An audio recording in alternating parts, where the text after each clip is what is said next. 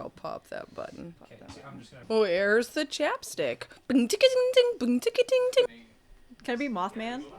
Yes. But I don't know why I sound like an old woman. Who's Sabrina? Alright, What do you mean Charlie XCX is a woman? Yo, it's Gorilla Central out there. Get the fuck up. Juice heads everywhere. I don't think that he's good for you. How do you know what's good for me? That's my opinion! Are you kidding me? I swear to God, don't be what are you doing? The thing on me. I'll hurt you. Welcome to BoobTube. This is a special BoobTube. It's a crossover event. It's a crossover. It's finally happening! It is, because we finally have Nathan Stone from Politics of New America. And some other special things coming out soon. Yeah, we've got a big slate for the fall, and working to produce some of that right now. And yeah, it's maybe we'll do a little sneak preview towards the end or something if you guys are interested. But yes, yeah, I'm super happy to be here. Our shows are basically the same. I feel, you know, we talk a lot about a lot of very intense pop culture subjects on Politics of New America, the unitary executive theory. That one all the time. Oh yeah, constantly on my feeds. That's all anyone's talking about. Yeah. So I do think though that we can share a lot back and forth with this collaboration. Yeah. Because the President of the United States is also a reality TV star, so there you go. Check, we got it. Check, we got it. Well, Easy peasy. Welcome our honorary boober. Our honorary boober. Woo. And so I'm Gabby. Next to me is Chyenne. And of course, we already said Nathan. Ew. We are doing, for BoobTube, Bar Rescue. Yeah. I remember mentioning it, and Nathan was like, I have to be on this episode. I have to be. I did. Yeah. It's really important to me, this show, actually. And I don't mean that to be facetious or be funny or anything. If I can digress for a moment and share my of course. heartfelt story here. So I discovered Bar Rescue very by accident, just sick at home one day. Holy crap. What happened? You got pink eye. Like 13, 14 years ago, when my wife and I were stealing cable. You mean illegal cable? Back in our old apartment. It was great. I missed that. Cable. Yeah. And so I watched it. I was like, oh, this is a great sick show, right? Because each show is basically the same. And it's it's not Maury. It's not Maury. It's not so Maury, it gives you a different flavor. It more does. calm. It can basically be like Maury. Yeah. Yeah. And so I watched a little bit of it and then didn't really think too much of it. But what we found was we would rediscover Bar Rescue every time we went on vacation. Because our vacations, we vacation in a very specific way. We go somewhere, and then we spend all of our time just doing big, huge walks. So on an average vacation day, we'll walk anywhere from like 25 to 45 kilometers. And we'll see things, and we'll... Oh, sorry, do you want to repeat that? Yeah. So How long? anywhere from like 25 to 45 Holy kilometers. shit. Yeah. I died walking up 12 stairs. Those are rookie numbers in this racket. Yeah, do you and Dee dress up like hobbits and pretend like you're taking the ring to Mordor? Oh, God, yes. Yeah. Look, I wasn't going to get into fetish talk already, but yeah. I mean, yeah. Here we are. Look, there we go. I'm going to leave it to your imagination who is Sam and who is Frodo, but Gotcha. I think you could probably figure it out, suss it out if you wanted to. Yeah. But yeah, so we would go on these big walks, and then we'd come back to our hotel room. And to save money on vacation, we only usually eat out one meal a day. So in the evenings, what we'll do is we'll have like big bags of like the store-bought like kettle corn and popcorn and stuff. Yeah. Mix them all together in these big into a bigger bag, and we'll have some drinks. And at the end of the day, we're just wiped out, totally exhausted. But every cable package always had Paramount, or before that, Spike. Oh, Spike TV, man, I And miss you. Spike TV. There was about a 75% chance if you turned on Spike TV, you would be in the middle of a 4-hour Bar Rescue marathon. Bar Rescue or Ink Master. And One of the two. Yeah. And so we just got this thing where on vacations, that's where we do. We would go hard. At the end of the day, we would just hang out on the bed, eat popcorn, drink, and watch Bar Rescue. And honestly, watching the episodes that we did to research for this show just brought both of us back. Like last night, my wife and I both sat down. We watched like 4 hours of Bar Rescue, and we're like, oh man, I remember those days. Yeah. Oh, we're bringing families back It was together. great. Yeah. Exactly. So honestly, I do have a really special place in my heart for this show, and of course, those days have gone, at least for now, because we have a 1-year-old. As soon as you get kids, you don't get TV no more. She precludes a lot of things right now, but hopefully, eventually, we'll be able to incorporate her into our crazy vacations and our walks and stuff. Nice. And then I'm just gonna sit her down and give her some popcorn and a beer and show her how to watch Bar Rescue. Yeah, exactly. Let's rescue some bars, Let's kid. rescue some bars, kids. Well, Chyenne, have you watched Bar Rescue before? I loved Bar Rescue Oh, growing yeah. up because, again, just like Nathan said, it was a really good like sick show.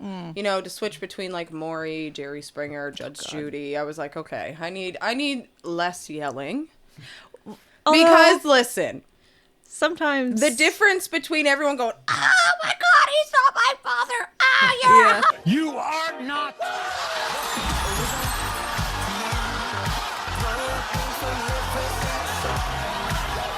Oh, Yeah. baloney. You know what Yeah. I'm saying? I was like, okay, you need to listen because if you want to make money, you need to listen to me. And I like that because I'm like, yeah, I want to make money. Yeah, I'm I'm like listening. money too. That's not yelling at me. That's giving me insight. So yes, I'm listening. Yep. So growing up, Spike TV has always been a huge part of my growing up. I think that's probably one of the reasons why I'm a lesbian. Because it was like hot chicks, cars, guns, Yeah, with all the spike. drinking, poker, everything. So, Poker? I don't know. It's stuff that men do. Yeah.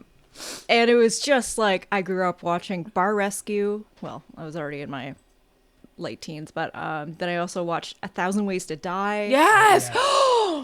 And then we also watched, I can't remember what the name is, but it's like a historical reality TV show where a bunch of these experts, like medical experts, historical experts and everything, they'll pit two historical figures together, like William Wallace versus Shaka Khan or...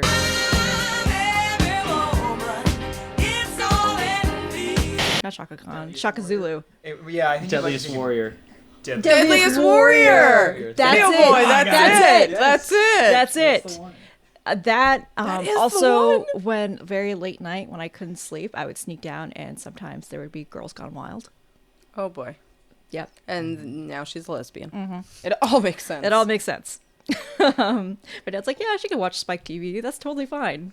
It's just altering my brain chemistry. So the background of Bar Rescue, it is a reality TV series that airs on Paramount, which it's now called Paramount, but now it used to be Spike TV. It stars Jon Taffer. He is a longtime food and beverage industry consultant specializing in nightclubs, bars, and pubs. And he's low-key a genius. He is low-key a genius, but rewatching this, I did notice that there are some things he shouldn't have done. Facts. Yep. So the show premiered on, of course, Spike in the United States on July 17th, 2011. And there was a spin-off series that happened years later titled Marriage Rescue. Oh. Where Jon Taffer... No, he didn't. Yes, he did. Gabby, stop. No, Yeah. he didn't. I've invited couples who've tried conventional marriage therapy and failed to a 5-star resort in Puerto Rico. Oh, yeah. Yep. This was this thing where in May 2019, he announced that he would host a spin-off on Paramount called, like I said, Marriage Rescue, Oof. where he would work to save couples failing relationship. The spin-off series premiered on June 2nd, and the series followed 12 couples as Taffer uses the Gestalt therapy to help them work through their issues. What is the Gestalt therapy? I would love to know. Yeah. The Gestalt therapy is according to Wikipedia, Oh, here we my go. trusted source, Wiki.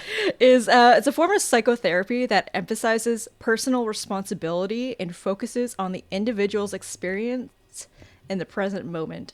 The therapist-client relationship, the environmental and social context of a person's life, and the self-regulating adjustments people make as a result of their overall situation. So, just, take accountability for your shit. Are you like putting that down for like later? Yes. Just taking some notes. Just taking some notes. I mean, Jon Taffer, he's a businessman.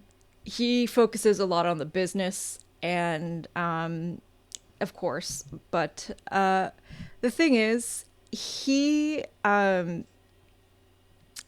this might also connect with politics in New America. Oh. He's a big Trump head. He loves Trump. Oh, John. Okay. Yeah. Oh. I mean, that shouldn't surprise me. Because he's like a business guy. I think he's looking at Trump as like a business. Money. Yeah, it's all about money. It's all about the money. Yeah. He also he's also like a huge quote unquote innovator in bar technology. Like, well, nobody knows more about bar science. Exactly. It is basically every single time the intro, I guess, monologue is like he takes everything down to like a bar science. I wonder if you can get that at like MIT or something. I got my BSA in like bar science. I feel like if they had offered bar science at our community college, I feel like some of us in this room might have maybe made some different decisions. Well, a little bit part of me is when I was working at Noble Grape, if I didn't go to community college, I probably would have been made a manager. So he said to my face, and I was like, oh, great. Oh, fuck. Now you bring this up. And at that moment, Gabby knew. She fucked up. No, I mean, I liked brewing a lot. I liked making wine. I liked making beer and stuff like that. And it'd be Nathan. I met Nathan before going to school. Yes, that's how we first met. Yeah. And then realized that we had met afterwards, after we started going to school together. Yeah. But yeah, I believe Gabby got one of my batches of beer started. Yeah, What? Yeah. Because I think it was also during like the COVID era too. So we're all wearing masks, and I was like, the top Why part do of those that guy's eyes face look looks familiar to me? That huge forehead. Yeah, I've seen it that somewhere billboard before. forehead. Yeah. Yeah. Actually, can I make a small complaint? Yeah, go ahead. Though? Not about you, but Okay. about Noble Grape. I have a scar on my hand here. I don't know if you guys right. can see it. From a beer bottle going up and through. It shattered while I was putting the cap on. Yeah. And the last batch, actually the last two batches I made, because I made a batch of cider and a batch of beer at the same time, totally undrinkable. Yes. Yeah. It was because when it comes to brewing your beer, I'm not an expert, but I know that if the calculations of like the beer to sugar ratio, or if it was like stored improperly, which probably it was, because it's supposed to be in an airtight container, but with a stopper on top with like a water lock that will like keep the gases from going out, versus like air and other contaminants. Contaminants? Thank you. There you go. Going in, and then if like a new, say, bacteria creates, it'll like goes into the beer, then it can cause the beer to become mainly foam. It's gonna be mostly head. You're giving That's me... exactly what happened. Yeah. Oh my You're god, no one giving me knows more weird about beer science. science. Than me. Yeah. Look at me. Than Gabby Camera. Taffer. I am Gabby Taffer right now. I'm. You can tell I'm Snaps for sweating Gabby my ass Taffer. off. I'm sweating for my art right now. But yeah, that sucks with the bottle though. I probably would have been like, oh shit. Because one quick other story about Noble Grape is when we moved locations, which sucked. I hated that location when we moved to Oxford. Perfect. Oxford was great. Yeah. Oxford is great. It was so easy for me to get to.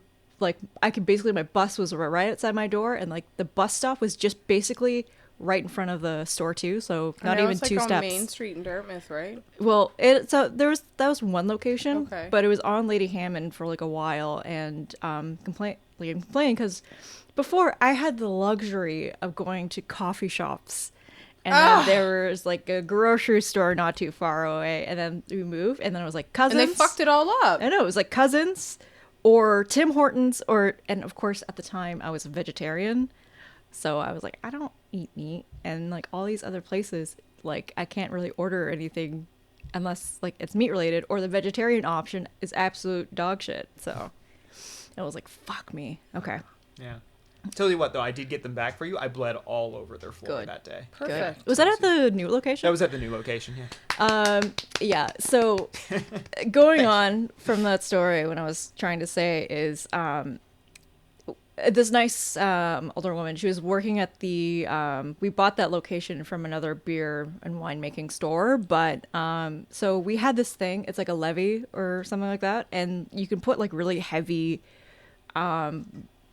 buckets or can't remember the big fucking other name for like the other container, but it was like really good, so you can like winch it up, put it up, and then winch it back down, but it's on like a lock system.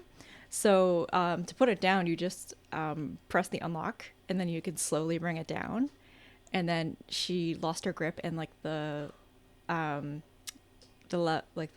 whatever the thing is, it just flips back and slammed on her hand. Oh. And blood everywhere, and it was busy that day, and I was like, click, click, click, click, click, I look over, she's like bleeding, and I'm like, oh, fuck me. So I had to like bandage her up, send her on their way, and I was like, you have to go to the hospital right now. Oh, my Lord have mercy. So I have a question. Yes. Why has Jon Taffer not fucking called you in to be an expert I on know. goddamn bar rescue? I know. Call Jon Taffer. Give her a call. Call me right now. I'll put up my okay. You know what? Do not put up my phone number. I already get. You can email us. You can email us at btube@gmail.com. I'm looking at Hannah. Is that the right one? I think so. You can also email info@hauntedmouseproductions.com. Yes. Also info@hauntedmouseproductions.com. There you go. Yeah, and Bring then it you up. can hire Gabby as an expert, and let's bring Bar Rescue back. Yeah, let's do it. I think it's still going. Oh, tell me about it, stud. Yeah, I let me get to it.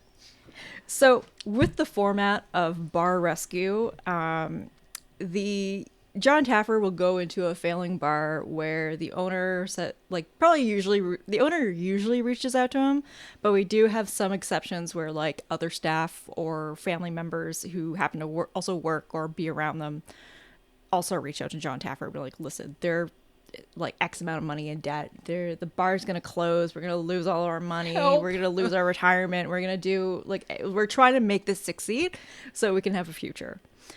So he'll go to them, and then what he'll do is he'll send in a recon. So normally the recon is his wife. A little secret spy A action. little secret spy action. Bond. James Bond. Or other times he'll have sometimes he had celebrities, like he had a couple NFL players come in. Hey, buddy. I think when Spike had this Egyptian pharaoh show. The ruler of all of Egypt, Tutankhamun. Between these two women, when they finally get to express their love for each other. I mean, it was kind of erotic. He had actual actors go in, Alexander Siddig, and Tut. It's called Tut. Okay. I know. Of course it is. It is called Tut. Yeah. So he actually had actors from there go in and, just scout out this bar. And you know what? Let's just go to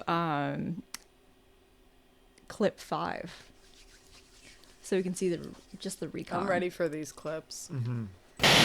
Recon is critical to my process. It's easy for me to understand the financial issues of the business. I also have to learn what the customer perspective is. That perspective is extremely helpful to my final decisions. Nicole heads into Pirate's Tavern, a 2,800 square foot linear space with an underutilized stretch of table seating in the front and a bar area in the back. Outside is an unoccupied patio. So that's also another thing is they'll always break down the space of the bar and be like, this place has X amount of bar wells or anything like that. But it's crazy to me that in that clip, this is it's like a Pirate's Tavern, which is not spelled correctly because it's pirate, like pirate, but it has a Z instead of the I. Birds, like tavern. And that was like, out of all the other episodes I've seen, compared to like many others, this was like probably one of the most tame. I agree. Yeah. Yeah. Like, you know, the owner is like, you know, it's in right outside of Washington, D.C. In like a central downtown area with like corporate buildings all around. Yeah. And you know what? And let's put some pirates in there, boys. If this was a bar in Florida, it would have done a lot better. I agree. Yeah. Yeah. Or even in fucking like Nova Scotia. No, literally. Yeah, like 100%. Nova Scotia. Come to Nova Scotia. Yeah. You just put it on a boardwalk somewhere. Yeah. Right? Like just on the coast, Maryland, wherever. Just like put it wherever the tourists go, not where. Go to the shore. Yeah. The shore. The shore. Yeah, the shore. The shore. Are you friends with her? Are you friends with her? God, tell me right now. Are you friends with her? Are you friends with her? Are you going to Pirates? Are you friends with her? So, yes, these owners are typically in debt and like a lot of debt. A lot of debt. Not even a little, a lot. A lot of debt. John only shows up for like 6 figures and above. Yeah. He doesn't go for like, if you're $50,000 in debt, no. That's petty. That's petty. Yeah.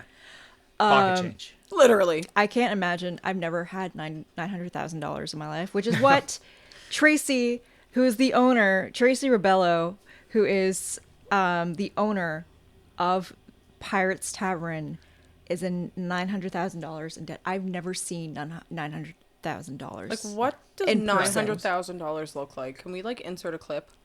Of just specifically $900,000. $1 bills. Just $1 bills. Please. Yes. It's honestly, it's insane. Like, go to clip 4 where we see what her financial situation is. I'm $900,000 in debt. I lost my house. My credit was shot.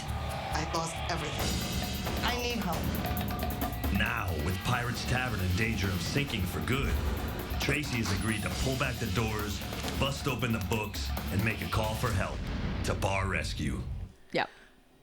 So maybe I'm being unreasonable here, but before you lose your house, wouldn't you lose the bar? Like, wouldn't you sell the bar? Maybe before? she put the mortgage.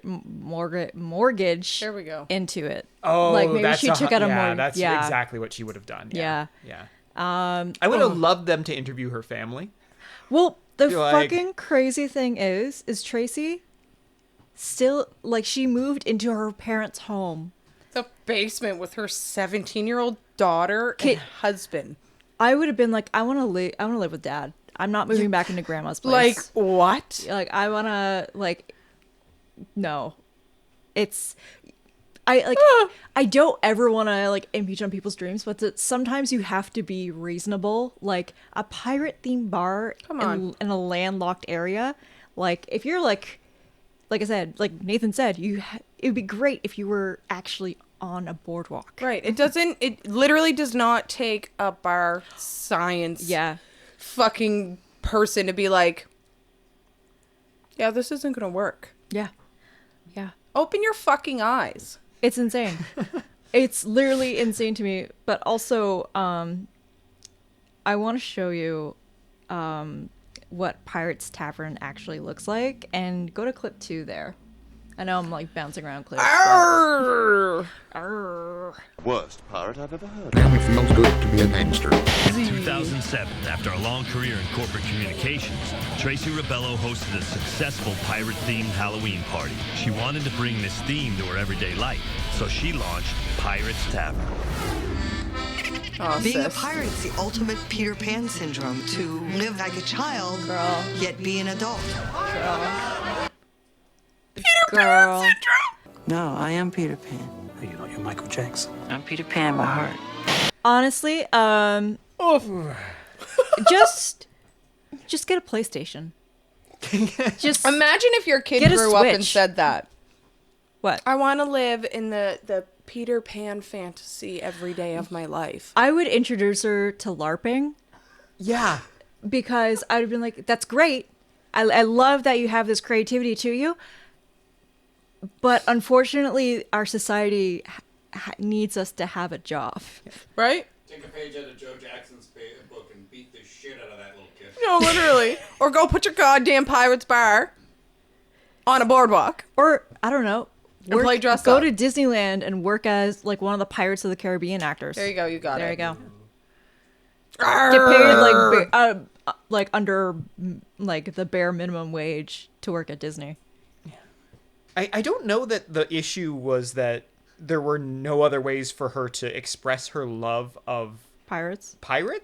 I think it Decorate was more your of house. a shared delusion, though, Yeah. because her employees fed her delusion Oh, as well. did they Like, ever? this episode is so unique in just how everyone in that bar is living totally spaced from reality. Yes. Oh, yeah. Like, they're literally all in Delulu Pirate Land. Yeah. Go to clip 3. We get to see one of these characters. Oh, is it One-Eyed Mike? It's One-Eyed Mike. Oh, it's One-Eyed Mike. I honestly, though, I did like One-Eyed Mike a lot, because even though he dressed as a pirate, he was really man. into it, he just seemed like and you know what? Genuine dude. He was willing to change. He was. He was. Yeah, good for One-Eyed Mike. Now he works for Tesla. What? He works for Tesla now. My guy pulled As a through pirate for Tesla. still? No. Oh. Could you imagine? All right, roll that clip. Well, they call me One-Eyed Mike because, well, there really only is one eye in Mike. The only pirate you'll ever meet in 200 years that actually lost his left eye to a sword duel. That's insane if that actually happened. Hats off to One-Eyed Mike. Yeah, hats off. So that's like kind of the vibe Tracy has for her, like the whole, sort of restaurant. And now it is a restaurant as well as a bar. And barely. Yeah. Barely a restaurant. So we say restaurant loosely. Yeah, but when Jon did the recon, he sent his wife in first, dressed in normal clothes. She's gonna stick out like sore thumb. And I'm like, Jon, you're not thinking. You gotta send pirates in there. And that's what he does.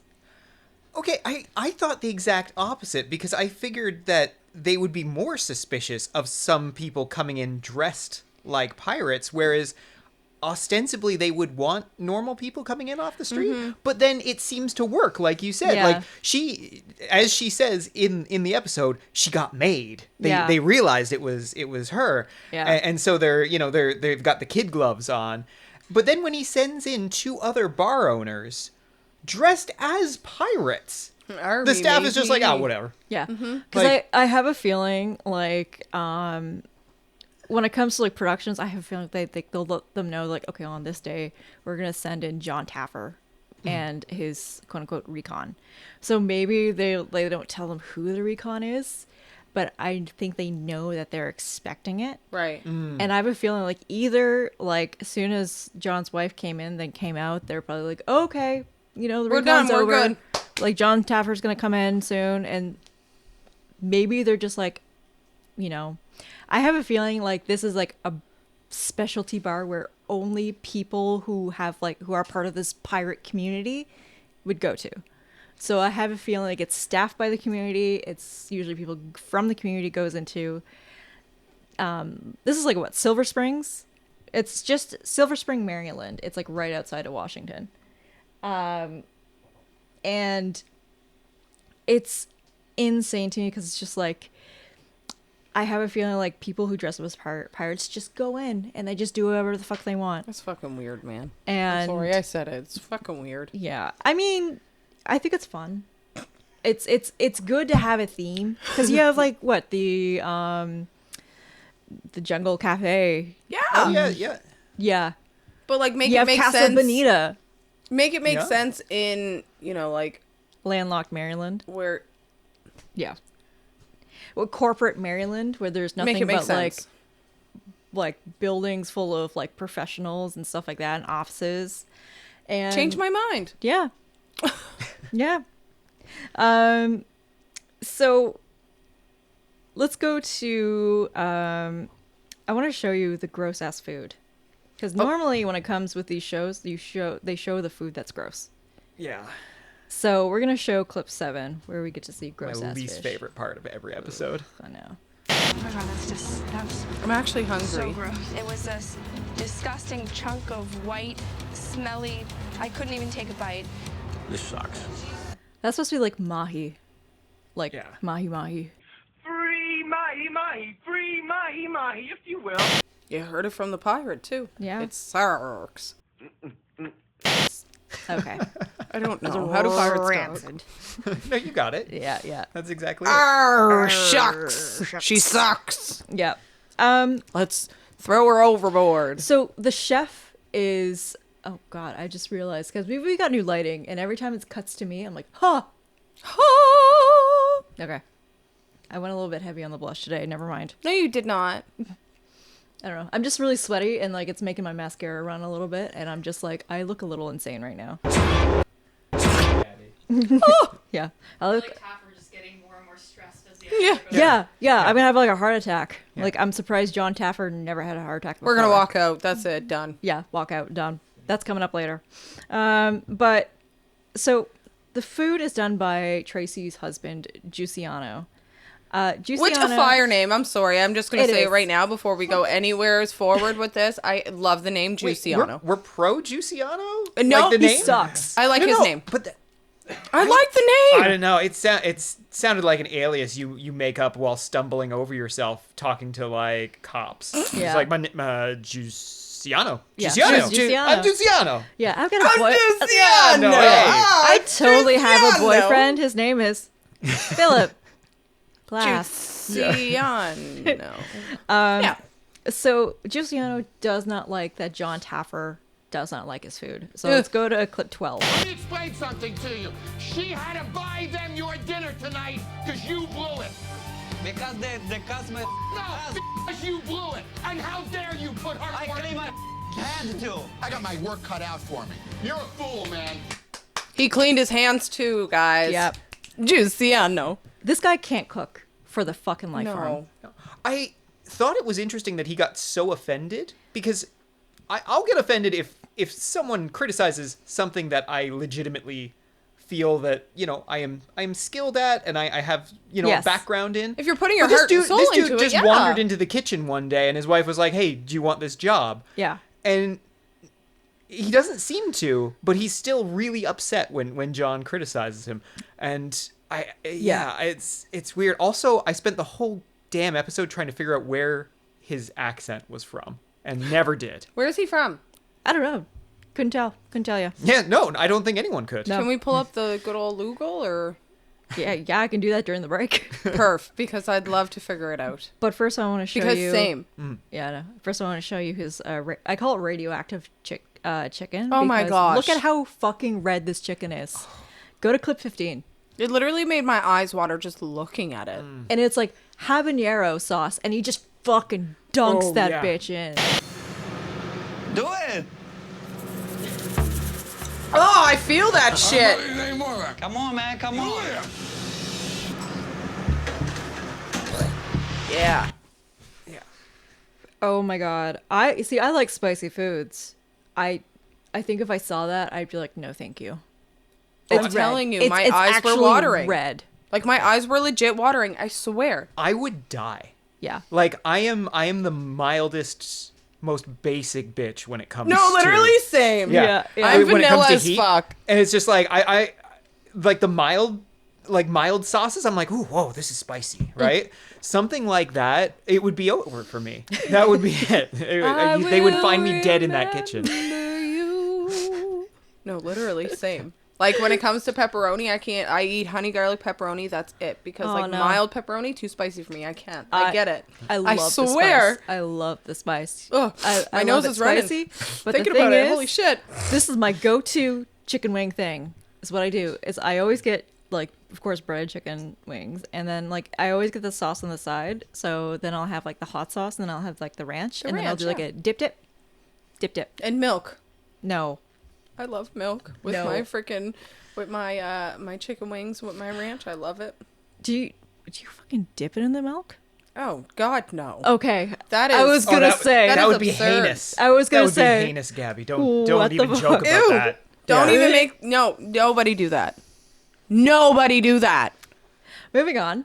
So we've seen the kitchen. We've seen the disgusting food that Giussiano made.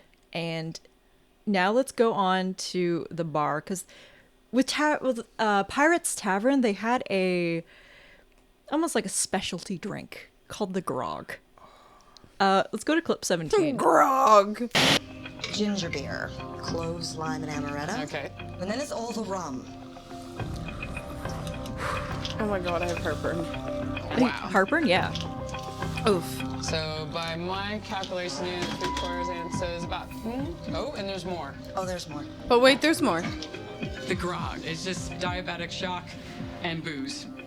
All the drinks are the same. They're strong and sweet. Sugar. Imagine the hangover from that. Fuck me. Like that would be insane. Like that just reminds me of all of like the sugary drinks that I drank when I just turned 19. Literally, growing up, you're like, oh my god, let's get drunk. And then you're drinking everything that's like the mudslides and the freak. No. All that sugar. Rev? Buddy, the blue and red Revs? Come on. Oh my god. My first drink. Your first drink was a Rev? Wait, I can't believe you're old enough for Revs. Yeah. Damn. Cheapest, highest alcohol. Right? $10, get drunk, good to go. Fuck yeah. I was a late bloomer when it came to drinking. So I started off with hard liquor. And so my favorite thing for a while was Kraken rum. Release the Kraken.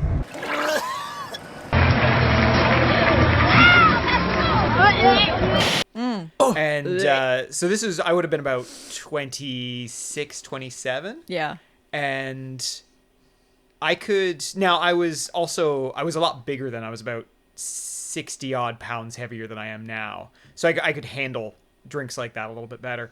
But the big thing was I would have like just a glass, like a normal regular glass. Whoa, hello. Yeah, like that. Swear that never happens. Oh, and it's coming early today. That would be kind of like my drink for the night, and I would just work on that. And I would get absolutely wasted. Yeah.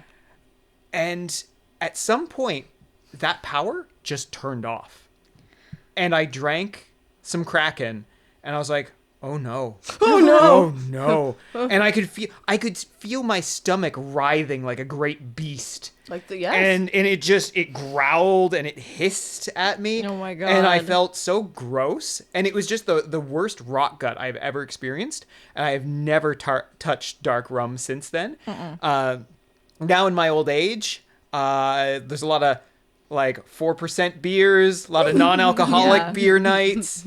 That's about it. I go to my wife and I go to Gahan House for lunch once a week when we've got some babysitting, and I will have a single IPA, and I will stand up and I'll be like, oh no, I'm a little tipsy. And so that is how the mighty have fallen. But there was a brief, wonderful time where I think I could have handled a grog. Oh my god. 10 years ago, me, probably. Same. Yeah. Now, No. looking at it, like looking at all that sugar and all that rum, like my face gets hot because sometimes when I drink dark rum, like my face like gets like really, You really feel it right red, here. like really red. I remember that. And I get like really patchy and shit like that. But then I just like the gut rot, like I can feel the indigestion just building up inside of me. But so I'm telling you, oh, I literally feel it. Oh, literally. Right. Yeah. Well, this has been the first half of BoobTube. We're gonna take a little break. Afterwards, we're gonna sort of explore the sort of renovations of Pirates Tavern, but also we're gonna get into some moments that happen in other episodes. Iconic moments. Yes.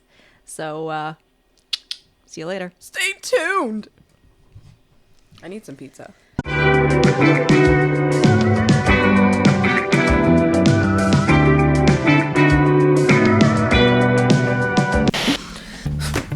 Oh my god. This is so awkward to me. Wow, I can't do this. Do you want me to do it? Well, hello. Can we do some Facetune? Okay. Okay, boobers, we're taking back Girl Boss because today we are sponsored by Leverage Assistant. It is a truth universally acknowledged that even the best boss would be nothing without a great admin. Leverage Assistant finds and trains the top 1% of remote executive assistants, digital marketers, recruiters, and other roles to support your growing business. They spend 12 plus hours sourcing, vetting, and interviewing top-tier talent, then use a cultural index survey of personality, behavior, and working styles to find the best match for your needs. If they wouldn't hire them for their own company, Leverage Assistant will not hire them for yours. Leverage Assistant also offers full account management, including holiday and sickness cover, seamless swaps. What does that mean? Seamless swaps. Oh, like if you don't like the person. Oh, okay. Seamless swaps or additions at no extra cost to you. Can y'all tell I read off a prompter? All you need to do is focus on your work. Used to doing it all yourself? Same. Leverage Assistant provides you with resource tips and guidebooks to start delegating responsibilities. Sign up for Leverage Assistant using the link in our description to get 1 whole month free. Yep, 1 whole month. You're welcome. That's a full-time remote assistant for 1 whole month. Choose Leverage Assistant and never have to manage freelancers ever again. Welcome back to BoobTube, our bar rescue. You're graced by Gabby Taffer. Gabby Taffer? Gabby Taffer. I had to stand up and, walk around without my jacket on because I'm sweating like a bitch. So we looked at Pirates Tavern. The very beginning. Look at their faults. Obviously a theme in like corporate Maryland. It's not going to really go very well. They failed right there. They did. We see the bad cooking, the grog, and we need to see the light. Okay. Thank you. Blinded by the light, revved up Anyways. by Gabby in the middle of the day. Yeah, it's like middle of the day. You're like, No. What's happening? No. This is so weird. So, we saw the grog, and that was gross, and that was disgusting. So normally what Jon Taffer does is he'll bring in like experts from the industry, like a chef, a bartender, mixologist, doing things. Sometimes he'll bring in like dancers. Not Gabby. Not which me. Makes no sense. Yeah. I've been making drinks for my parents all the time. Since she was knee high to a grasshopper. Oh yeah. John. Actually, that's a lie. Sometimes. Look, my mom's like, "Do you want to make me a Caesar?" I'm like, "Okay." Well, like, I can't drink it yet, but I got you. I got you. Teach them young. Yeah, it's fine. Chyenne and Nathan, you both have kids. Yes. So when are you gonna start showing them how to make drinks, cocktails? Because when I come over, I want to have a cocktail right in my hand. It's actually so funny you say that because literally last night I don't drink. Yeah. But last night Robert decided to have a couple drinks. We went to a little family functioning, and my kids are like, "Daddy drinks alcohol?" And I'm like, yeah, sometimes. Yeah. And my youngest is like, "Is he an alcoholic?" And my oldest is like, "You can't be an alcoholic because you're not an alcohol bottle." So I mean, that checks out. Yeah. The logic follows. Yep. Yeah. Yeah. I think I'm going to start with Ness getting me beer from the fridge. I love it. Oh, yeah. Yeah, that's kind of where you want to start. Yeah. And then once she gets a little bit older, she's actually got great dexterity for a baby. Yeah, she's got really good hand-eye coordination. So I'm really hopeful that eventually we get to the liquor cart. Nice. And then she can start pouring me some gin cocktails. Nice. And yeah, that'll be really nice. By like 5. Whoa, not that late. No. 3 at the Three. at the Yeah, latest. by 3 she'll be ready to go. Oh my gosh. Yeah. Yeah, because they're at 3. They're 3-nagers, so it makes sense. Yeah. Okay. Awesome. Can't wait. My kids are not young anymore, so. Yeah. That makes sense. Okay, 3-nagers. Love it. Yeah. So, we're gonna have a little. Yeah. Dylan has a question. You have a question, young man? Now it's the fireplace. The TV was. Oh, my it's God. starting to get chilly. We are. August. This is a new day. setup, as people can tell. So, we have a new. Because normally, with these, like, usually what a the experts do is like they'll introduce like new menu items. So we have one, it's called the West End cocktail, and I actually chose this one because I think it looks pretty darn good. So play clip 18 there for me, bud. This is Kettle Orange with Aperol, grapefruit juice, and lemon sour. It looks good. It looks good. I love Aperol. I've been having a lot of something that's called spaghettis, and I realized it's not spaghetti, but it's actually Miller High Life with Aperol and lemon juice. Ooh. Very good, very good, very good spaghetti. So I've just been on an Aperol kick this whole summer, so I was like, that's what I want to try. Because normally when I'd watch Bar Rescue, I'd be like looking at the drink, the new drink items, and I was like, okay, I'll do this, I'll do this, I'll do this. Yeah. So I just wanted to show that, but also every single time with Jon Taffer, he has to introduce something to this bar. And sometimes I'm just like, this is just kind of like useless. Because he introduces it's like a cocktail ice. It's like the spherical cocktail ice. They all have their individual little bags. It looks cool. It looks cool for if you're doing like a little personal, like drinking whiskey in your own or like whatever. But it's just like to have like a bar continuously take out like these like spherical ice out of these fucking bags. It's just wasteful in my opinion, and also stupid. I'm so glad you brought that up. Creates that drove a lot me of nuts. garbage. Yeah. Well, and he got like a little freezer. He did for those bags. Like he this did. is a bar that is tiny. It's like a tiny little line of a thing. Yeah. And you were wasting space on a freezer for bagged ice balls. I would go insane. I'd be like, I'm not What doing are we this. doing here, John? I have a feeling that's probably like a sponsor. Oh, it's 100% Yeah, it is a sponsor. sponsor. Yeah. Like, so sponsor us if you want us to use spherical ice, because I'll change my tune. Same. I'll do a little dance for a Yeah. little coin. As many ice balls as you want. Yeah, as many. I can shove Put them them anywhere. right in my mouth. The whole thing is with, like, he introduces new items, new technology, and then he does give Pirates Tavern a huge makeover, and it looks kind of stupid. So let's play clip 21. The corporate vibe. And it's actually called Corporate.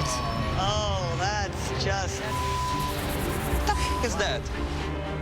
It says corporate. I'm First scared of all, I wanted to make shitless. certain that all the office buildings and the cars that drove by knew we were new. 2, I had to communicate that we were for the business community. And 3, I had to communicate that we were food friendly. Hence the word tavern is gone. Corporate is the worst name that John has ever come up with on this show. Yes, it is. And I get he's like looking at the demographics of that area that will make him the most money. Which, but cool. It's cool, but it's Makes like sense. a soulless inside. Right. There's nothing unique about it. And if I saw that place and I look in, I'm like, that looks boring as fuck. Well, I'm thinking, okay, I'm a corporate person. Let's go to corporates. No. That's fucking weird. Yeah, I'll just go to TGI Fridays. The blank face sign with the Oh, suit. with, like, the John. It's like, okay, like if we were doing kind of like some subversive kind of thing here, John, where you are critiquing the soullessness of corporate America. Absolutely. Amazing. Bravo, sir. But that's not what John is about. No. John is about the dollars. So this just seemed so phoned in. Yeah, and it like is. some of his designs I like. A lot of the ones for the episodes that we watched, I didn't really. Yeah. At least like the names and stuff. Some of the interiors I liked. And I thought this one was fine. Like the interior It's is like fine. a Moxie's. Yeah. Like, don't get me wrong, I fucking love Moxie's. Moxie's, you can sponsor us. I fucking love you. Like those dry rubbed ribs. Mwah. Delicious. Those G&Ts with a little slush on top. Delicious. Love it. Anyways, moving on. But, yes, this place kind of sucks. And It's just so basic. And he introduces more shit other than the spherical ice. So if you want to play clip 23. Oh boy. This is a prototype of something called the Smart Bar. The first is the Smart That thing Bar, will get dirty an automated so bar quick. that can make a perfect drink in less than 10 seconds. This is a draft table system by Elixon. The second feature is an Elixon Draft Master Table, a self-service tap where customers can pour their own draft beer. After a server checks ID, customers can be given an access key that allows 2 beers per transaction. I mean, that's kind of cool. Thoughts? I don't love it. No. I don't love it. I don't think a self-service model is great for a bar. Because honestly. especially if it's like a corporate bar, like these people are just, soulless Bring me my office beer. job. They're probably like, I don't want to do any more shit. I just want to sit here, drink a draft, maybe shovel down some chicken wings, and then call it a night. Yeah. But to do it myself, because I don't think there's like some people who do not know how to pour a beer. You can get some people just get all head, and then they're gonna go to you and be like, what the fuck? Like, I was supposed to get like this nice beer. I paid for 2 beers. Yeah. And now this beer is nothing but head. What are they gonna do now? They're gonna like, pour out that beer and then Waste like it pour and then another one. yeah. So you're gonna have like some people, like another staff member who could probably do other shit, just showing people how to use the goddamn tap system. It's stupid. Just pour him a beer at the bar.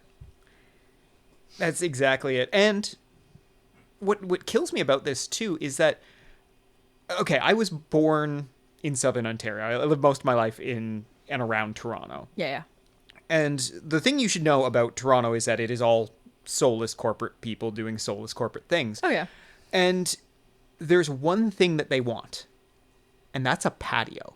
And I will say, fuck yeah, the fact that he actually took that backyard space and turned it into a seating area, like that is smart. That's good. That's what corporate people want. They want to drink beer under an umbrella in sweltering heat for some reason. Yeah.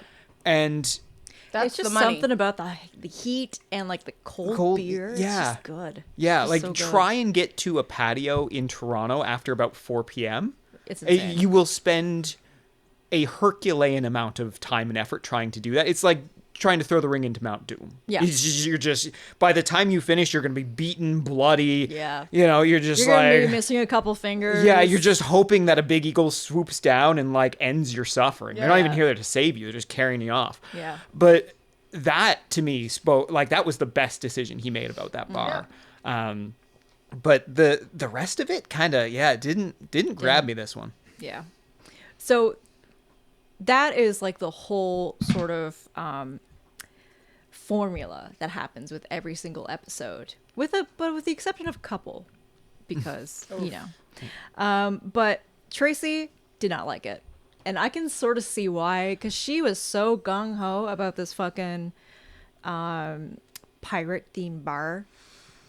I'm like, girl. Just pirates or $900,000, my girl. I know. Well, she didn't want a bar. She wanted a clubhouse for her and her pirate friends. You can do that in your basement. Yeah. Well, in your parents' basement. I guess your parents' basement now, but like before, you just build, you had your own basement. You can invest like all the money you went into like opening a bar. You can invest it and put it like in your basement. Yeah. And like have like. Because I know, like, there's probably a bunch of people who have, like, their own tap system. Listen, if she would have recorded that with literally, like, a gathering of her and her friends downstairs in her basement, dressing up as pirates and having this huge clubhouse and put it on YouTube, she'd be famous and rich by now. Yeah. She wouldn't be $900,000 in the freaking hole. Well, so we're going to go back to pirates because play clip 24, because she does not like this. Most of the staff has adapted well to the new bar.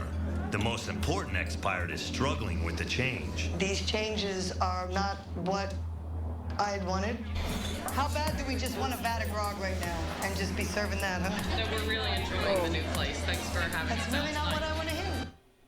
Yeah, she... Like, whoa. Right after they opened, she just went straight back to the pirate theme. So it's womp womp. It is what it is. She just didn't like the whole corporate idea, and I get it. Like, corporate's like a stupid name and like a stupid like sign, but like it's know where you're at. But the good thing is, I think, like right after in October of 2016, Bar Refuge was like playing like Bar Rescue. opened in Melbourne, Florida, but in 2018 it didn't last. Oh. The bar was sold to new owners who kept the name, and then in early 2022, Bar Refuge closed, and another business now occupies the spot. So, ouch. Listen, I'm from Nova Scotia. I'm not a big fan of pirates. Me neither. I think it's fine. It's not my whole gist. Yeah, it's cool. It's whatever. Yeah. Yeah. Wouldn't seek out pirate themed activities. No, I mean dress for up as a myself. pirate for Halloween. Sure. Cool. Yeah. That's about it. Yeah. Yeah. As far as I'd go. You know, make like pirate themed jokes that like if you're like out Halloween dressed up as a pirate, be like, "Rrr, give me some rum or something like Arr. that. Where's the rum? Rrr. Shit like that. But or pointing to the light for Gabby, like Dylan suggested, and what is Gary needs her light. That's about it. So that is the whole formula. Now we're gonna move on to some other bars That Jon has rescued. Now the next one is Kid Chyllene's, or as it's now known as Chyllene's on 17. Which is a super catchy goddamn name. I'm not even gonna lie. A little bit. It's a good one. Like Jon did his thing. Yeah, with I like that. I liked the Reno too, because I like that theme. I like a good Western theme. Vibey. Yeah, it's vibey. Now the owners Scott and Donna Chyenne, they're now divorced, but oh, yeah, whoa. Yep. Shit. They had a bar called Kid Chyllene's, and let's go to clip 25. Kid Chyllene's in Black Canyon City, Arizona, will become just another statistic. Hailing from a long line of restaurateurs, Scott Chyenne and his wife Donna took on their own family business in 2003 when they bought Kid Chyllene's Badass Barbecue. We got it very reasonably priced, and at that point, the money was actually pretty good. It was pretty good. But then the owners, so I think a lot of like issues when it comes to owners of bars, like the alcohol's right there. They're gonna drink. So that's exactly what they did. But after 4 years in the black, Scott and Donna began reveling in their small success.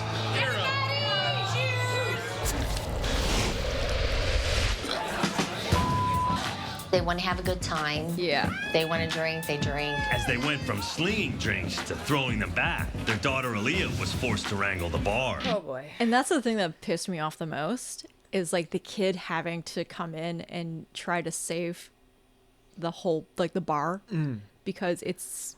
When a child has to play adult, it literally gives me the ick. Like when the child has to take care of said parents, like that don't need taking care of at that point in time in their life, it literally gives me the ick, because how fucking dare you? Yeah.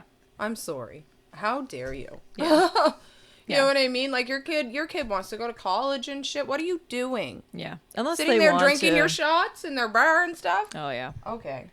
There's a huge proportion of Bar Rescue where you watch the show and you're just like, I don't think these people deserve to be saved. No. And it's a lot of episodes. The owner is the problem, right? They encapsulate the entire issue with the bar. Yeah, the employees aren't doing things right often, or management's bad. But you are the company.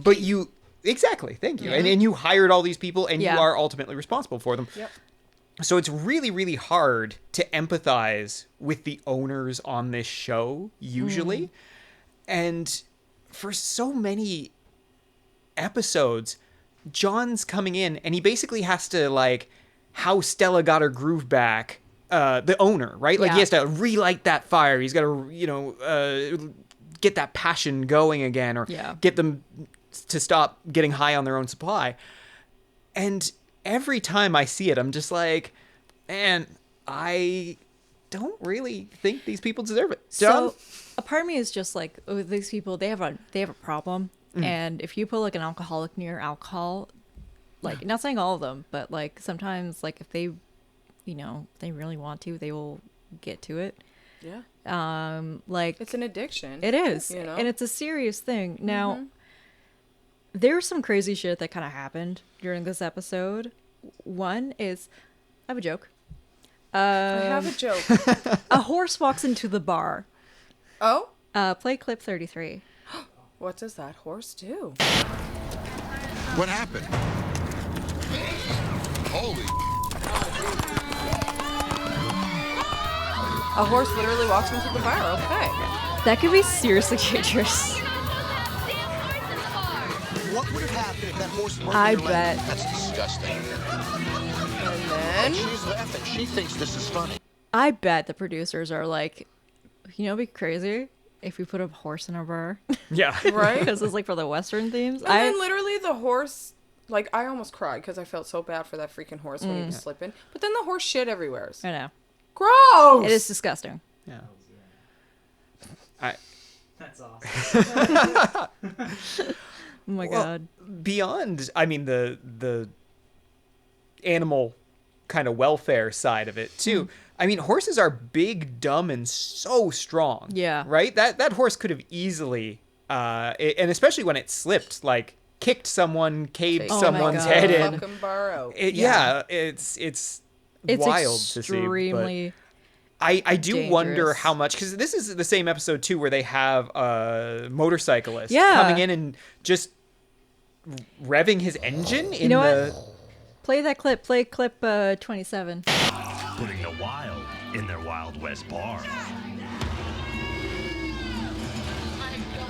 God.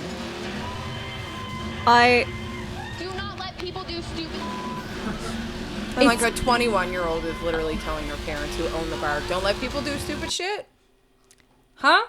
What? I don't know what I would do if that just a random guy came in with this fucking motorcycle. Imagine if you were just a tourist that like just went there because clearly it seems like this bar has a lot of locals. Yeah. But imagine if you are a tourist coming in and you sit down, you're eating this food, you're drinking your beer, and then you see a horse come in or a fucking motorcycle come in and just rev it up. Pardon me, I'm walking out immediately. Oh yeah. That's crazy. Yeah, it's a part of me is just like, I have a feeling, or I hope it is, because I can't tell with these Americans anymore, and I'm sorry to our American listeners. You are the exception. And someone who studies American politics, I would be surprised if it wasn't the producer who set it up, because like a part of me is just like, they can't be that stupid. Yeah, we see like everything in Bar Rescue is so generally formulaic that it kind of, they almost have like an episode template every time that they put in, and then they'll throw in kind of some spicy bits. I wouldn't be surprised if those things, you know, happened because of the hidden cameras there. And hidden cameras. But also, just one thing I did want to mention is, have you guys ever noticed that the hidden cameras were all just like covered in black tape? Oh yeah. Like, come on. Just to make them more hidden? Oh yeah. So but they also have like actual camera operators on the floor, just being like going. I'm like, so hidden. There's no hidden cameras. There people know. Oh, John, I didn't even think you were gonna show up today. Oh my god. Yeah. Yeah, just like just a bunch of just people like coming in with cameras. So that was Chyellene's. Chyellene's ended up becoming apparently a successful barbecue place because Scott sold it to his daughter, which I think is running it properly. Oh. So it's really grim, but Scott unfortunately fell back into his addiction because he then got himself into a DUI that was unfortunately it was a cause of fatal crash that killed his girlfriend at the time. Oh my god. It's a very sad story, and at the end of this episode I kind of hoped that the parents would kick the habit. Me and too, you know, it's because like they were doing so good. They were doing so good because John was like, I will, if you guys stay clean, I will stay and help fix your bar. And then so they just didn't drink. And then throughout one of the stress tests, Scott was having the shakes, is which something you can have when you're going through alcohol withdrawals. Which, super grim. That's not a good ending to Chyellene's. Something I really hoped, God love him. Well, I hope the daughter's doing okay. I hope she's like the main person who I kind of feel is like, Yes. I want her to be okay. I want her to succeed, because she really cared about it, as the sort of sense of like she wanted it to be successful. Well, even when they were going downhill, like she was the one that was there showing up, getting shit done and doing it, and she called Bar Rescue, right? So. Yeah. It's everything in Bar Rescue is so condensed because it's like a long weekend almost, It is. right? The whole, it's like 3 from days. Taffer showing up to the relaunch and that big opening night. And I always wonder too, with a lot of these owners, are like, how long can you fake this? And some of them can't. Some of them can't even do it for 3 days, which is really sad. Yeah. To condense into a 40-minute show as well, right? Exactly. Yeah. And with this one too, it was nice to see Taffer go and get them therapy for the alcoholism. Yeah. But again, you're just like, well, like, how long does that last? Like, how much therapy is he paying for? Is it a month? Is it a year? Right. Some people need therapy for years and years, right? Because what is 3 days? Yeah. I know. And this bar was operating in a place where like the average median income was like 19 grand. It's just it was like so 10 poor. grand below the national average income, and they relied heavily on tourists taking the I-17. Yeah. That's why it's called Chyellene's on 17, because they rely so heavily on that highway for for that income. Moving on, we're kind of speed running, but I want to make sure that we cover the last two, because I feel like with those two. Oh my gosh. So we need to talk about them. So we're moving on. So I kind of feel weird. I'm going to say I feel weird saying this place's name, because now the name is considered a slur against Romani and Irish travelers, which is... So just know that we are not trying to discriminate against anyone. It's literally just the name of the freaking bar. Not to say like if... Anyways, it's still a slur, but it's a place called Gypsies, and it is in Las Vegas, Nathan's favorite place in the world. It is one of my favorite places. You have to go off strip though. You can't be one of those people that just goes casino to casino. Yeah. It helps that I don't gamble, but Vegas, if you're exploring the arts, there's a beautiful arts district. There's like a craft brewing district. Oh, shit. There is so much. There's the antiques. Oh. The There's antique so much stores more than boobs and liquor and gambling. Yeah. But I'm there for all three, baby. I want the boobs, liquor, and the poker. Let's go. Hey, I grew Welcome to Circus. Circus. I want to get bed bug. Whatever it is you like to do, you'll find it right here at the circus. I got super COVID from Circus. Just for you. Oh, that's right, because you went during our school year. So the only reason I was at Circus was my wife and I were doing our big crazy walks around Vegas. And Vegas is so much bigger than you think it is. A Vegas block is about 10 blocks anywhere else. So we walked up and we were hitting up every casino that had table games to get chips. And now we got a collection of 54 unique chips from casinos around Vegas. But Circus. So I go in there and it is the most disgusting place imaginable. The ceilings are about like 5 foot, I'm 5'11", I'm 6 feet in shoes, but I'm 5'11". The ceilings were like here, it's claustrophobic, and it smells like 1994. Like just imagine when you were a kid and like you went over to someone's house who had been smoking for like 40 years in his house, right? And it's just and the way restaurants used to smell. That's how it smells, and the carpet is just hideous. Everything about this place is shambles. Oh my god. And I go in there, and we had to do 2 trips because the first time there was just no one manning any of the table games. And we come in the second time, and finally I get my little shitty chip. Yeah. $1 chip. And he hands it to me, and then something happens in my chest, and it just feels tight. Now I have asthma that's brought on by like wood dust, concrete dust, like just impurities in the air. And we had been going to so many casinos that I was like, it's probably just the asthma from the cigarette smoke. Yeah. And I have like, he hands me this chip. I turn to go, and I have this hideous coughing fit, just disgusting. Oh my God. And I get out, and then I get out in the fresh air, and I'm like, okay, I think I'm okay. But then, like, for the rest of the trip, I felt something tight and awful in my chest, and it just kept getting worse and worse as the day goes on. And we were going over the Christmas holiday, so Christmas Day is when I was like, oh no, there's something wrong with me. Oh my God. And we were supposed to fly out that day. Of course, there's a huge storm kind of in the Northeast. Yeah. Everything gets shut down. So we go to the airport instead, and we can't get a flight except for the next day. And so we spend all day kind of going back and forth from the airport. Finally get comped a hotel room in this weird little hotel off strip for the night. And then the next day I wake up, and I'm just like, if we don't get out today, they're not going to let me fly. Like, I was like, something is wrong with me. Oh. And so we go to the airport, flight gets delayed. Finally, over that night, December 26th to 27th was our trip home.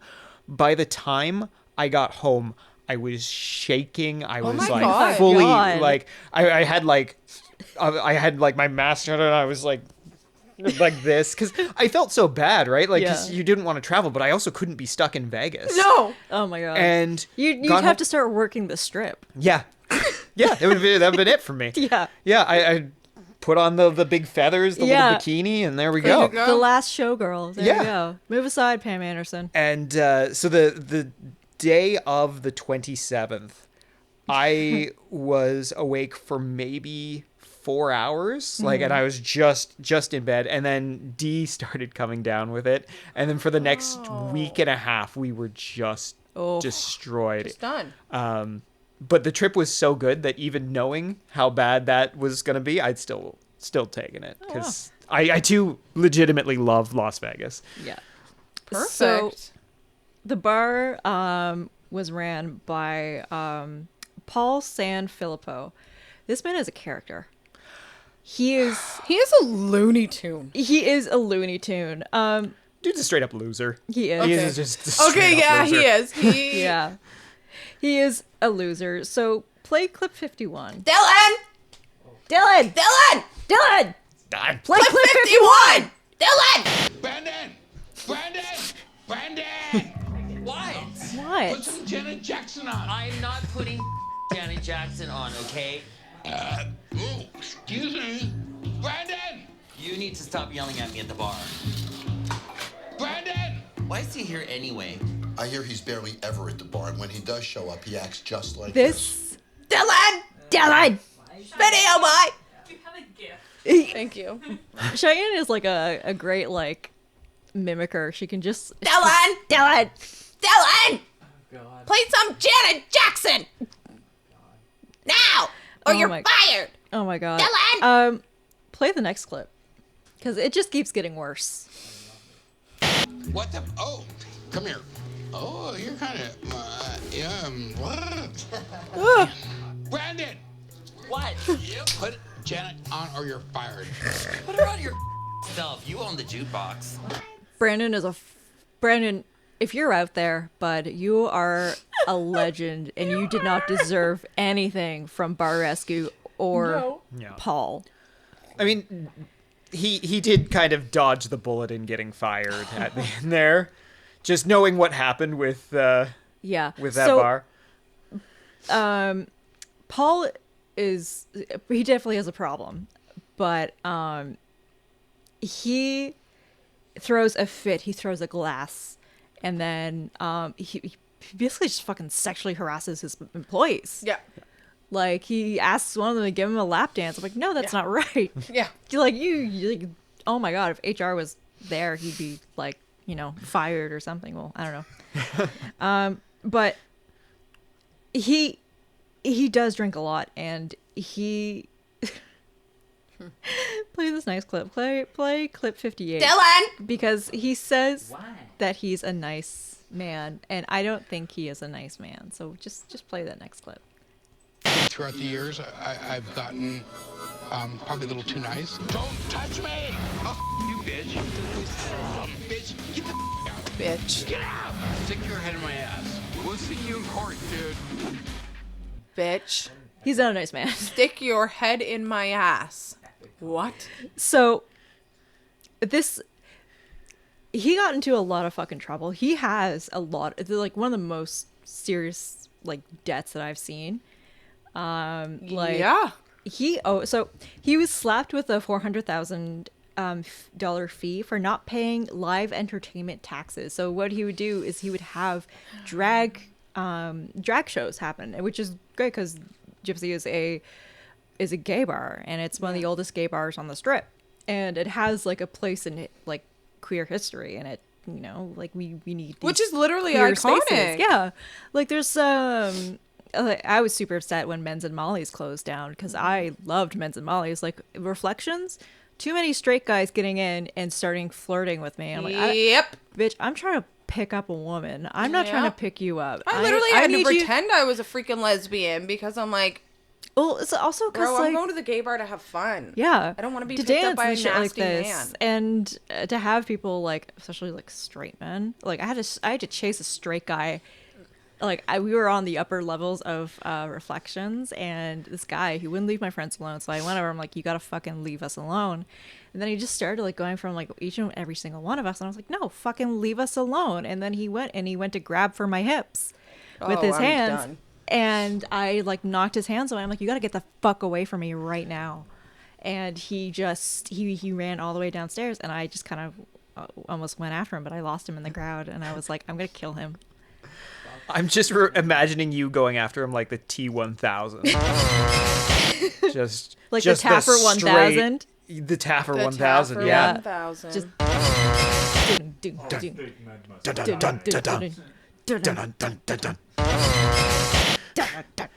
What I want to know is, what is the thought process of, as a straight dude, going to a gay bar to try and pick up women? Because they probably don't think lesbians exist, like outside of porn.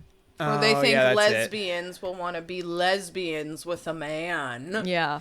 They're like, oh, hot, sick. I have my girlfriend, and I pressured her to, I don't know, go on dating apps and be like, we're looking for a third. I'm like, no, I don't want to be a third. It doesn't work like that. No.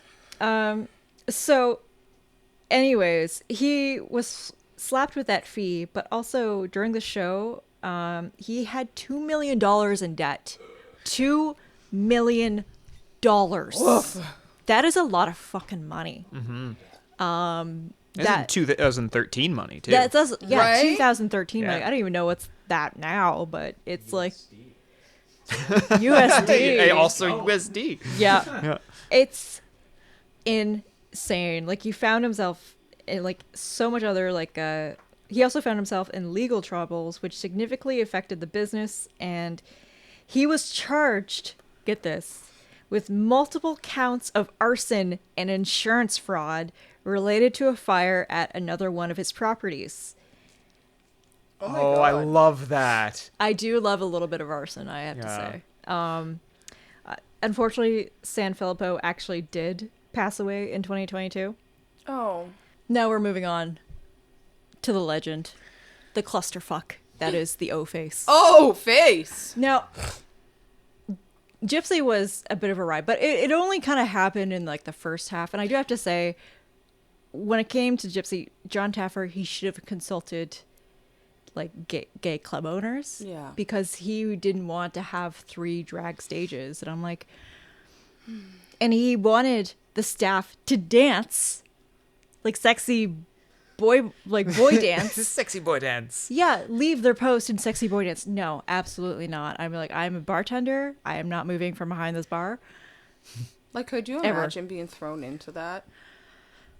And literally not want to. I have the fucking rhythm of like a board, like a wood board. Just like, I can just move my body like this, and then that's it. And that's all I can do. in the episode when he brings in the expert, and the expert is getting them to do the little clap, clap, clap, clap, clap, clap. At the time, I was just like, oh, that sounds hard. That's it. Like, that's the amount of rhythm I have where I was just like, clap, clap, pause, clap, yes. And then the thought of just switching your job to performing for 2 minutes, if like you literal minutes, you're like running through, you're like getting ice and shit like that. You're gonna be fucking sweaty, and then you go up and you're gonna smell. And do a 2 or 3 minute dance and then go back to the bar? No, fuck that. No, I'm spending like that 2-3 minute like little break that I have, and like sitting on a cardboard box or something. Or like power heming a dart. Yeah. Yeah. Anyways, so this is now O-Face. O-Face. Fucking O-Face is a Council Bluff bar that the word dive doesn't even fucking begin. It's in a human trafficking shed. Yeah. That's the only way to describe this. It is. And oh my God. Go to clip... Nathan, you're so right. Yeah, go to clip 63. I don't even want to be right, but that's what it is. Look at these girls behind the bar making their own drinks. There is a perfect example of how to lose your liquor license. Unbelievable. Listen, I've been where I went behind the bar to make my drinks, but that was only when it was during a couple Christmases ago where I went to my dad's place, and he frequents a bar. So we went to that bar, and it was just like, it was closed to the public, but friends and family would go over and like sit, have drinks. I fucking drank a lot though. I don't remember how we got home, but you're still here today to tell the story. I know. So that's all that matters. I do know we did take a cab because we had to go pick up the car the next day. But like I remember being back there and I was just slinging beers because apparently I'm pretty good at it because I've seen people pour beers before. Yeah, and another reason why Jon Gabby should have Taffer. called you. Yeah. The bar is in your blood. It's in my blood. It's in your blood. Yeah, it is. You cut me and I bleed Coors Light. Listen, if podcasting doesn't work out for you, my girl, I will follow you into the bar. If podcasting doesn't work out, I think I'm gonna have to fake my own death because I've went to school twice to find a career, and if this doesn't fucking work out, I'm going to fake my own death just to get out of student debt because holy shit. Anyways, so O-Face Bar, if you can even call it a fucking bar. And what a dumb name. Oh, fuck, it's so fucking dumb. I can tell you that the husband probably thought of it, and the wife was like a little bit trashy. It was like, oh, let me see your O-Face. Ha, ha, ha. That's actually so... That's childish. I know. And they have like the O-Face shot. I can't remember the actual name, but it's a stupid fucking name. And he wouldn't tell people what was in the shot. Yeah. And John's pissed. Yeah, because you know, if you don't know how much alcohol is in a shot, like if you could take a shot of Jameson, you know you've had a shot of Jameson. But if you take a shot of something that's been like mixed with like maybe Everclear and you didn't even fucking know, I can guarantee these people used Everclear. But I'm not trying to get fucked up tonight. No, I so just want to know how much alcohol is in this. Yeah, the Recon girls, they went and asked Sarissa, who is like probably one of the only people who actually cared for, like, bless her little freaking heart. Sarissa, you deserve more. But she asked the owners like, what's in the fucking shot, and then they wouldn't tell her. And then Amanda, the manager, which we're going to play in clip 65, she gets really fucking abusive and insane. I'm not going to tell you what's in it. Are you kidding me? Hey. Customer. You're not a customer. My employee. I know. Go serve shots. So Amanda's the woman with the backwards hat. And we're going to play the next clip. The manager. The manager. She manages. Of this bar. The owners hired her to manage the bar. And so we're going to play the next clip, 66. And we're going to see a building fight. Stop. Hey. Stop. Did you really just hit me in the face? Look at this. How dysfunctional this is. She hits the owner in the face. Yeah. Go! Yeah. Okay, that owner, though, he's is a Matt, piece of right? shit, yeah. not only is he a piece of shit, but he's a spineless piece of shit. He is. Period. Like, everything that his wife Karen, which is just the perfect name for this woman, she just runs him over constantly. She's got her terrible little bar bell that she dings for drinks. But the worst part of it is, you see later on him getting all big and tough with like random customers and his employees, but he's such a little bitch. He is. Like the whole time I was watching, I turned to Dee and I was like, I want to call this guy like a soy boy beta cock. As is, sometimes you just have to call people that. He probably thinks he's an alpha, but in reality, he is like a soy boy beta I have more cuck. respect for the cuckold community than to include him. Because he's just an absolute pile of shit. Mm-hmm. He is. And we're going to play the infamous cat fight. So play clip 67, because this is fucking insane.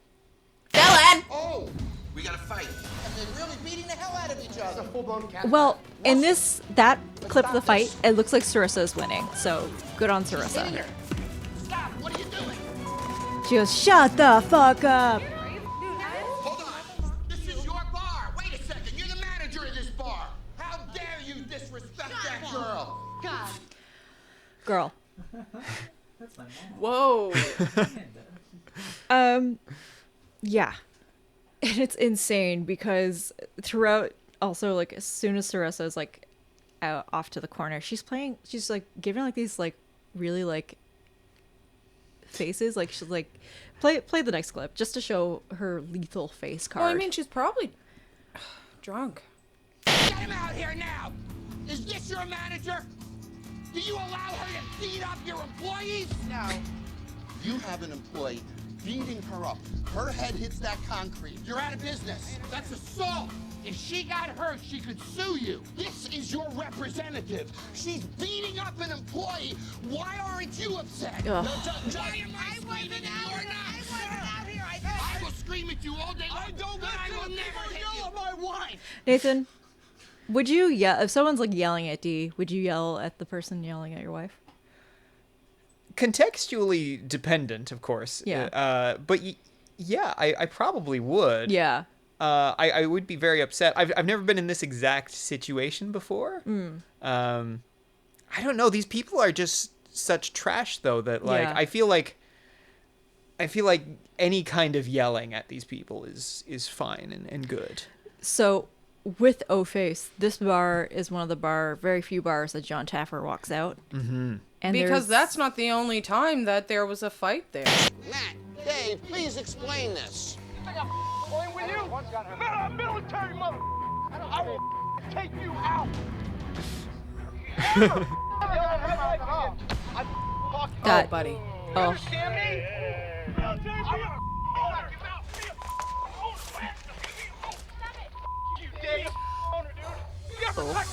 I'd be throwing hands.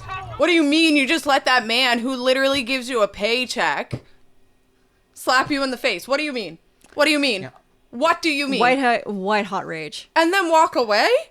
He's probably like doing like, it's good that he walked away. Yeah. Because if he went like, at him, there could be assault. He could hit his head.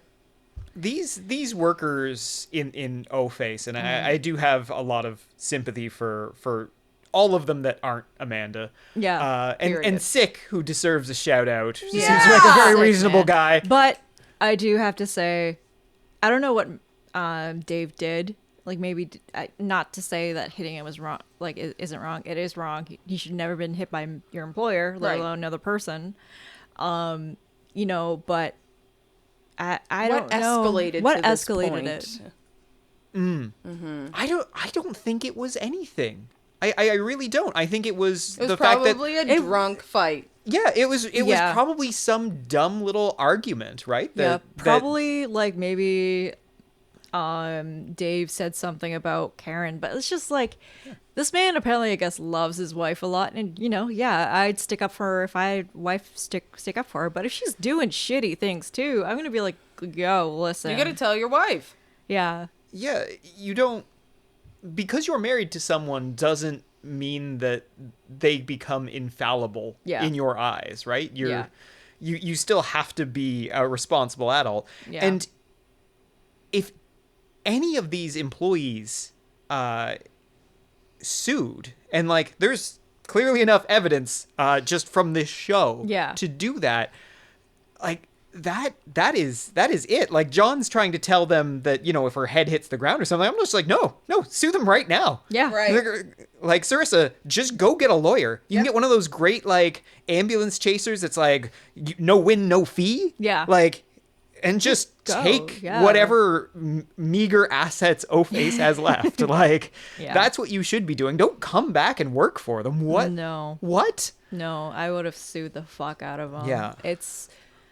So, with O-Face, Matt Overmeyer, who's the big fucking tough guy who's in the military, he would run afoul of the law again, but this time he was charged were more serious than the drunken brawl. In 2016, he was arrested for charges of abuse, and then rearrested again for abuse in 2017. Oh my God! Surprise! Color me surprise! shocked. Yeah. So O-Face is still open. Shut up. Yeah. That's incredible. They're still open. A shootout took place in 2021 because of fucking Gorza did. It's not the shootout. Yes. You know what? There was they had a return to the bar, and just basically it was O-Face was the same. They just got rid of some people. Like I think Sick got fired by Matt. I can't remember if Sarissa was in there, but I hope she got out. I hope she got out too. Girl, you did not deserve. Yeah, the because fucking John abuse. just said, you know what? Fuck this. I'm not. He doing leaves. This. He walked right out. He leaves. I'm not rescuing this good bar because he didn't want his reputation to be shattered. Of course. Yeah, but I wouldn't want my name anywhere as close to that. No, I'm sure he would have renamed it something else, not O-Face. Yeah, because that's a stupid fucking name. That's like probably like a bad strip club name. Yeah. Show me your O-Face. So name it corporate, but make the capital letter the O, and then it's a callback. There we go. There we go. For all the. So what a marketing genius. Yeah, we no, have that's here. it. We do. That's it. I have one bar name. It's You just do. yeah. So this has been Bar Rescue. Final thoughts. Let's go, Nathan. What did you think? I enjoyed the medley of episodes that you put together for us. Thank you. And this is a show that is beautifully formulaic, and you always kind of know what's going to happen. And there's a few episodes like these ones where it changes up that formula, but otherwise it's just such a satisfying show to turn your brain off to. And that's a lot of why I love it so much. And yeah, I'm super pleased to talk about it today. Right. We're so Chyenne. happy to have you here. Oh, thank you. Oh my gosh, the crossover episode. I just crossover love event. It. Yeah. My final thoughts. I'm just gonna leave it as what my children said. It reminds them of Gordon Ramsay just fixing bars. So I like that. Yes. It's a classic. Whenever it was on, always watched it. Looking back, I did feel like Jon Taffer might have turned the bars, like, fixed them for the worse, like, especially with Gypsy, like, maybe incorporating different, like, gay bar owners, just to sort of get the feel, because if it's, like, created for, like, the straight, you know. Well, I think that is one of John's weaknesses that you really hit on, because he, like I say, when the show is very formulaic, John is very formulaic. Yeah. John has a playbook that he does not deviate from. Yeah. And the man has an ego, let's be fair. Like he believes that no one knows more about bar science. No. And so yeah, like a lot of times where you're just like, but you're not taking into account like the psychology of the people who are in the bar or run the bar, or for example history. Like he's like, oh, Vegas is about the future, and I'm like, yeah, it is, but like there's room there to like at least nod to the past, right? Like you don't have to keep everything, but like would it have killed you to have a little bit more theming around what this used to be? Yeah. Well, this has been BoobTube. You can follow us on Instagram, TikTok, Twitter. I'm not saying it. Blue Sky. You can find us on Patreon. You can get the hose down for $5. Whoa. Nathan's gonna be hosed down later. So hose deep. Hose deep in there. Hose deep. You can find us on YouTube. If you want to see our faces, or if you just like to listen to us, like maybe on your little drive home from work to corporate, you can find us wherever you get your podcasts. So see you later. What's next? Oh shit! What is next? Gabby! It's Batty Shot O'Clock. We're doing Baddies Africa. Hey! Stay tuned. Okay, bye. Yo, it's Gorilla Central out there. Get the fuck up.